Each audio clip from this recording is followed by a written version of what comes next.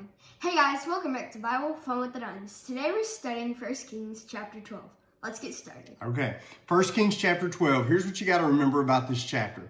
This sets up like a civil war in Israel. Now, this is not the first time that there's a civil war in Israel. There had been one prior. It was when Saul died and David was supposed to become the king, but Saul had some sons that wanted to do that. And so there was this battle between who was in charge. So then David became king. Solomon became great as a king. The next generation, there was a guy named Rehoboam, and he lost the kingdom in this civil war. Now, I think if I were to write a lesson over the top of this entire chapter, it would be that choices are things that can be very, very dangerous. One man wrote this. He says, "We make our decisions, but then our decisions make us." And sometimes we make good decisions, and sometimes we make bad decisions. And when they're good, they're good, and when they're bad, they can be very, very bad. Now, here's the other side of this. The other side of this is it starts out with with Rehoboam, Solomon's son, becoming king. But also in the background of all of this, there's another man, and his name is Jeroboam.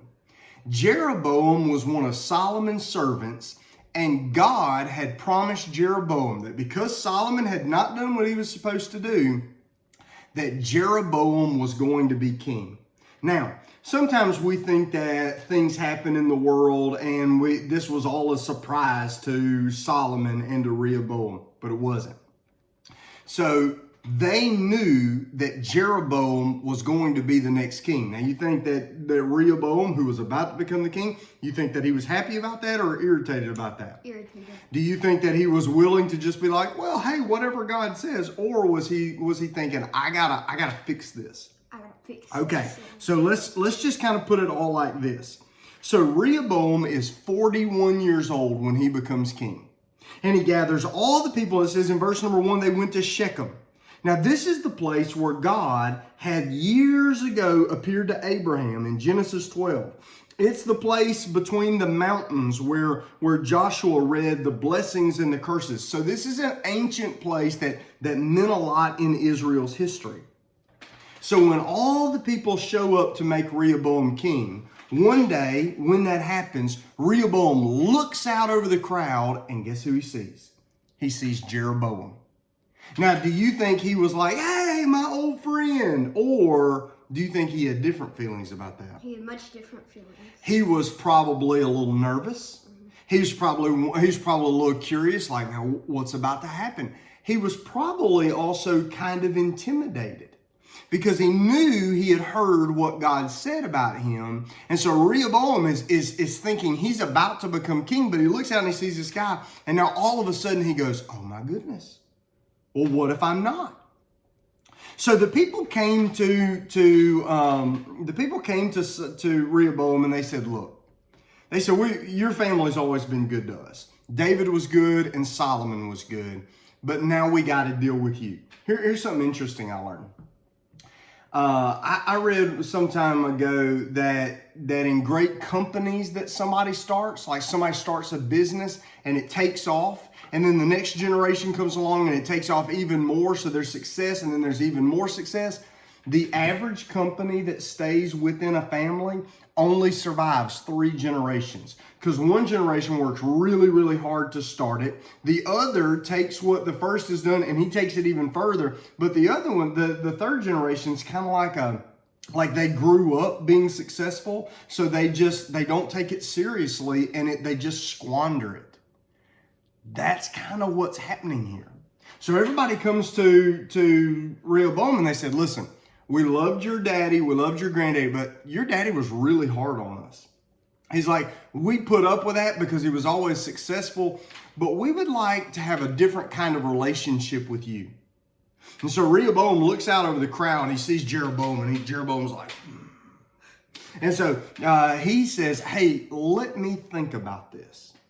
Now here's what's happening in the background. The truly great leaders that God always gave to his people had primarily been good servants.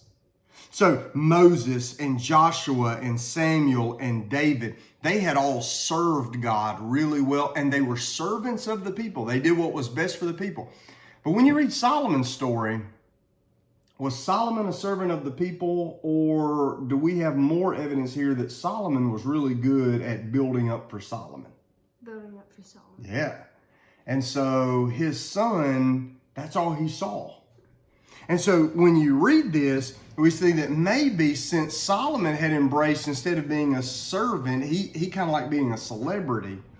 That was a bad example for his son to follow. So this is where your takeaway comes from, because they had come to Rehoboam and they're asking him to make a good choice. And this chapter is all about choices. What did you get from it? Okay, so Rehoboam, he has wise people in his life, and so do us. And Rehoboam, he chooses not to listen to the wise people in his life, and then the kingdom just splits apart. All these bad things happen. So we need to listen to the wise people in our lives, because there's always someone smarter than us. There's always somebody wiser than us, and so we need to listen to the wise people in our lives. I like that. So the Bible tells us that the fear of the Lord, so that's the respect of God. The fear of the Lord is the beginning of wisdom. Where does wisdom come from? Well, typically two places. You can get wise by learning from experiences. Mm-hmm. So you've got a little experience in the game, so you've learned a few things along the way. The other is the wisdom that God gives us. Well, Rehoboam and his friends, they lack experience because they're new to kind of being in charge. Rehoboam had his daddy's officials who had listened to his wisdom for all those years, and they come back and they're going, we may need to listen to these people. Rehoboam decides to take a tough path. He says, I'm going to be tough and strong. Well, he forgot what his daddy wrote in the book of Proverbs. It says this: a soft answer turns away wrath, but a harsh word stirs up anger. He chose to be harsh and everybody got angry, when he could have been gentle and they might have served him. Now, here's the other side. In order to listen to wise people around us, we need to make sure that we put wise people around us. Some of us only like to have people that just encourage us. They tell us, whatever you're going to do, we believe in you. Listen, it's wise to have people around you that go, listen, I love you, but let me tell you the truth. So we need wise people in our lives. And I'm going to tell you what, these poor choices, they also affect Jeroboam. Because when Jeroboam kind of separates off and becomes king, he starts to get really nervous, and he starts to worry that everybody's plotting against him. So he says, well, what if everybody keeps going to Jerusalem to the temple to worship? Well, then they'll get mad at me and they'll want to be friends with Rehoboam again. He says, so here's what I'm going to do.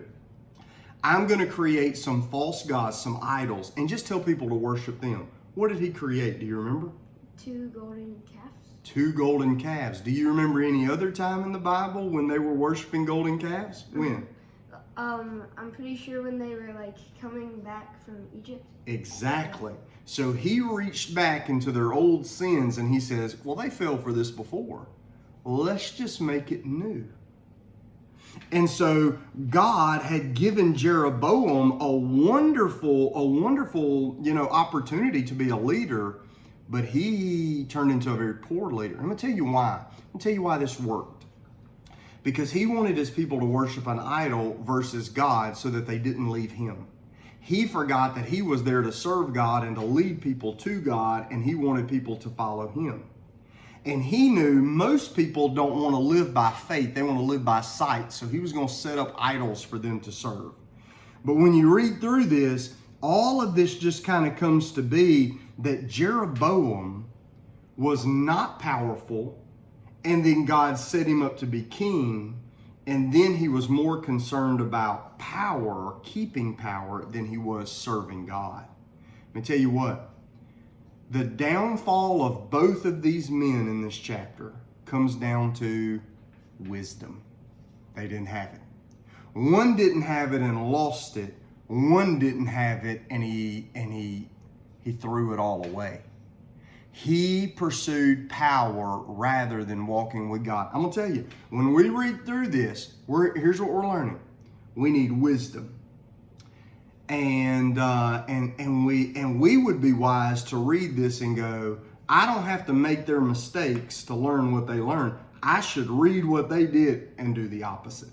So let's keep reading. Tomorrow we'll be in chapter number 13. And it's an interesting chapter because it's about a prophet who gets eaten by a lion. So that's pretty interesting. We'll see you tomorrow. Bye. Bye.